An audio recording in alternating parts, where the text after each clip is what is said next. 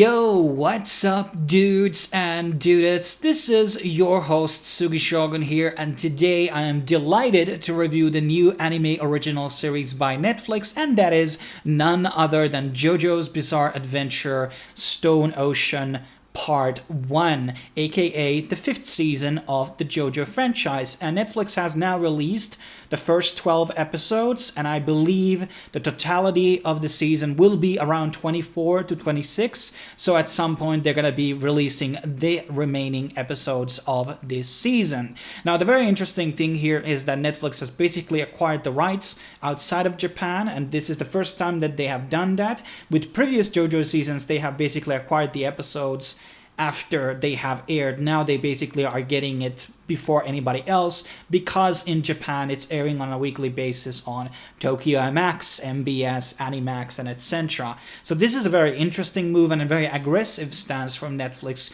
to acquire these sort of very highly regarded and wanted animes out there during the season. So very good move from them.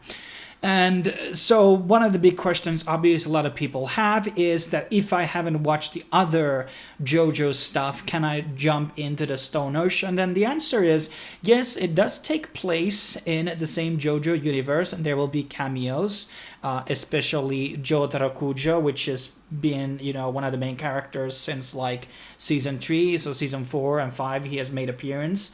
And basically, you don't need to watch them. You're going to be obviously appreciating more fan service, and maybe you kind of know more about this, Joestar bloodline against Dio and the history behind that. But it's not absolutely essential. I think this is a good introduction anime.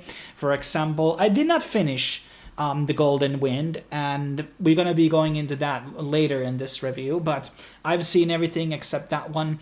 And yeah, they're kind of meant to be standalone stories, but there's also something for the longtime fans as well. And as I said, there's 12 episodes out, and this takes place in 2011. Jolyne Cujoh is the main character here, and the first female lead in the JoJo series. And she is involved in this car accident and is now sent into prison in Florida, known as Green Dolphin Street Prison. And basically, this is a story about her getting out, and turns out that she was sent a talisman by his father, Jotaro, and this talisman basically cuts her in the arm or in the finger, and she acquires magical powers, or aka stents. And basically, there will be other very interesting people in the prison who are there to basically kill her.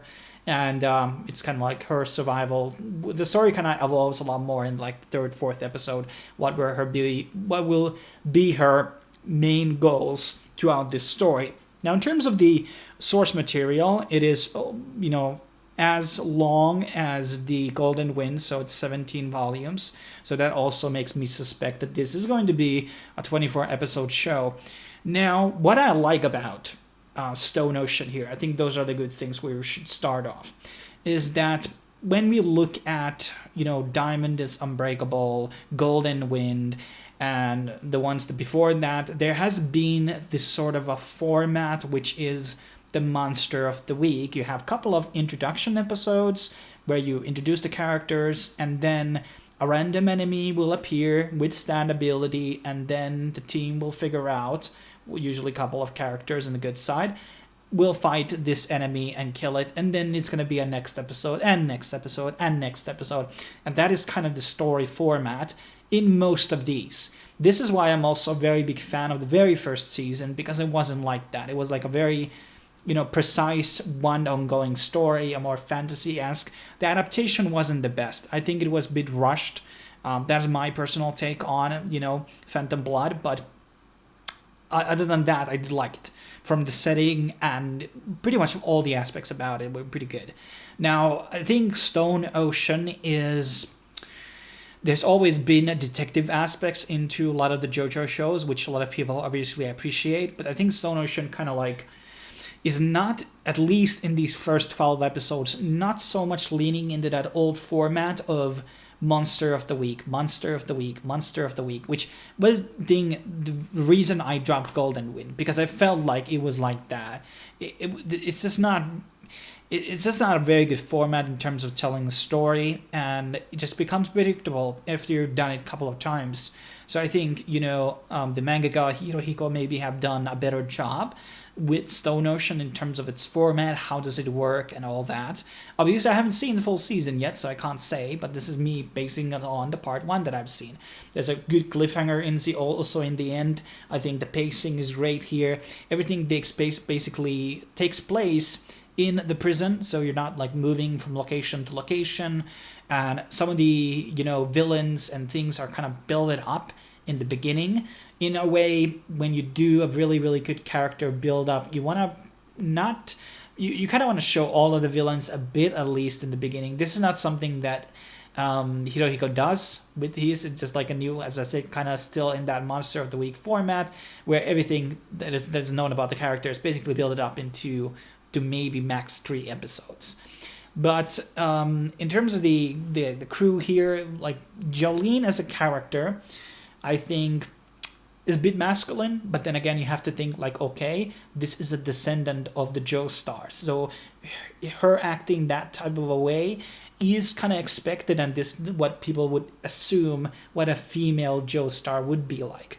Then again, you have the other character, Hermes Costello, and she's also, in my way, my take on it was maybe this is the anime's fault, or maybe it's just the way that this adaptation has been. But she's way too similar in style, aggressive female character with very infrequent feminine moments there and there. So I feel like Jolene and Hermes are too familiar types of characters, and that builds up a problem where it's not a good dynamic in a show to have characters that are extremely similar to each other. So they kind of become bland, and I feel like there's not, at least so far, haven't been exactly like a very feminine type of a female character in this arc. And if I remember right, in part 2 we had that, the one master, etc., and some of the female leads, like the mother, the wife of the first Joestar, but that's kind of what this kind of needed to balance it out. I understand it's prison and it's more like a problematic, testosterone-filled women who usually go there, but you need to balance things up, and the character cast is probably a bit weaker here this time around, even though I do prefer the Stone Ocean story and the setting a lot more than some of the others. But I felt like maybe the characters here are not like super interesting. Foo Fighters is, it's kind of goofy character, but at least she stands out a bit more from the other two.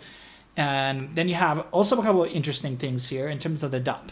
So in the subtitles, the main enemy here is, or one of the main enemies is Whitesnake, but in the subtitles it is Pale Snake, or then there is Weather Reporter, and then the subtitles say Weather Forecast. So this was really weird for you to do this. This can't be copyright reasons, but for some reason, like, okay, we're gonna change the subtitle names for these characters, which lose the meaning, because as we know, Hirohiko names stuff after musics and bands. Whitesnake is obviously a reference to the UK band, great music by the way, and Pale Snake is not a band. Okay, it's not a band, so it just it doesn't make any sense to go change them. I don't know about the Weather Reporter thing. And then there's some couple of other like very small ones, if I remember right, which were changed. But fundamentally, I did like this. I'm not a big fan of the opening song, the ending song, meh, and the rest of the soundtrack is not necessarily on the level of some of the other JoJo's, in my opinion. Some people may disagree, but I think from a full, tailored package, I think it's pretty good. And I'm liking it so far, Stone Ocean, more than Golden Wind. Golden Wind started out pretty interesting, and then on the middle way, I just couldn't give a fuck. But yeah, I'm definitely going to be watching the part 2. How many episodes that will be, not sure. But it's still a JoJo, and if you liked, all the previous ones. I think you're going to be liking this one as well. Although I do think that the character variety is here a bit of an issue so far, but obviously some of the characters are not like fully introduced here. There's a one female character which hasn't really made more than a cameo so far in the roster, so I'm hoping that she will be making appearance. And then you have obviously the Imperio character, which is, I don't care about it at all. It's kind of like a filler kid. But hey, thanks for watching. Make sure to subscribe and stay tuned for a couple of other reviews, which I'm going to be dropping out tomorrow, likely, and or in the upcoming days. A lot of backlog to watch, a lot of things to do. See you guys later.